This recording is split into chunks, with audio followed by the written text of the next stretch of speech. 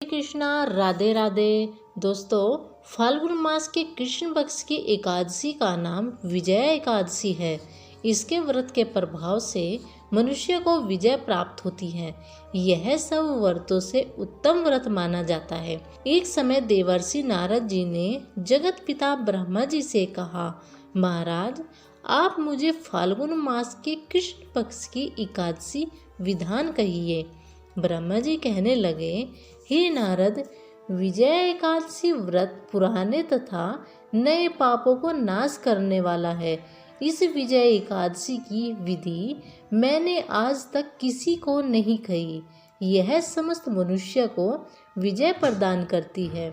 त्रेता युग में मर्यादा पुरुषोत्तम श्री रामचंद्र जी को जब 14 वर्ष का वनवास हो गया, तब वे श्री लक्ष्मण तथा सीता सहित पंचवटी में निवास करने लगे। वहां पर दुष्ट रावण ने जब सीता जी का हरण किया, तब इस समाचार से श्री रामचंद्र जी तथा लक्ष्मण अत्यंत व्याकुल हुए और सीता जी की खोज में चल दिए।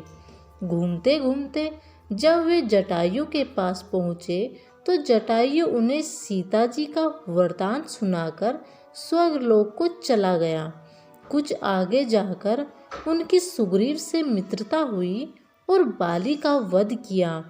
हनुमान जी ने लंका में जाकर सीता जी का पता लगाया और उनसे श्री रामचंद्र जी और सुग्रीव की मित्रता का वर्णन किया। वहां से लौटकर हनुमान जी ने भगवान राम के पास आकर सब समाचार कहे। श्री रामचंद्र जी ने वानर सेना सहित सुग्रीव की संपत्ति से लंका को परास्त किया। तब श्री रामचंद्र जी समुद्र के किनारे पहुँचे। तब उन्होंने मगरमच्छ आदि से युक्त उस अगाध समुद्र को देखकर लक्ष्मण जी से कहा कि इस समुद्र को हम किस प्रकार पार करेंगे। श्री लक्ष्मण जी ने कहा, हे पुराण पुरुषोत्तम, आप आदि पुरुष हैं, सब कुछ जानते हैं। यहाँ से आधा योजन दूरी पर कुमारी द्वीप में एक मुनि रहते हैं। आप उनके पास जाकर उनसे उपाय पूछिए। लक्ष्मण जी के इस प्रकार के वचन सुनकर श्री रामचंद्र जी मुनि के पास गए और उनको प्रणाम करके बैठ गए। मुनि ने भी उनको मनुष्य रूप धारण किए हुए पुराण पुरुषोत्तम समझकर उनसे पूछा, हे राम, आपका आना कैसे हुआ। रामचंद्र जी कहने लगे, हे ऋषि, मैं अपनी सेना सहित यहाँ आया हूँ और लंका में जाना चाहता हूँ। आप कृपा करके समुद्र पार करने का कोई उपाय बताइए। मैं इसी कारण आपके पास आया हूँ। ऋषि बोले, हे राम, फाल्गुन मास के कृष्ण पक्ष की एकादशी का उत्तम व्रत करने से निश्चय ही आपकी विजय होगी।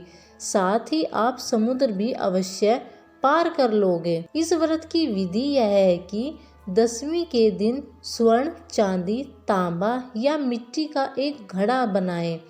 उस घड़े को जल से भरकर तथा 5 पल्लव रखकर वेदिका पर स्थापित करें। उस घड़े के ऊपर जौ रखें। उस पर श्री नारायण जी भगवान की स्वर्ण की मूर्ति स्थापित करें।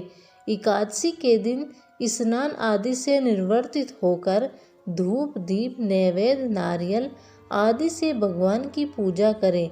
तत्पश्चात घड़े के सामने बैठकर दिन व्यतीत करें और रात्रि को भी उसी प्रकार बैठकर जागरण करें। द्वादशी के नित्य नियम से निर्वर्तित होकर उस घड़े को ब्राह्मण को दे दें। हे राम, यदि तुम भी इस व्रत को सेनापति सहित करोगे तो तुम्हारी विजय अवश्य होगी। श्री रामचंद्र जी ने ऋषि के कथानुसार इस व्रत को किया और इसके प्रभाव से दैत्यों पर विजय पाई। अतः हे राजन, जो कोई मनुष्य विधि पूर्वक इस व्रत को करेगा, दोनों लोकों में उसकी विजय अवश्य होगी।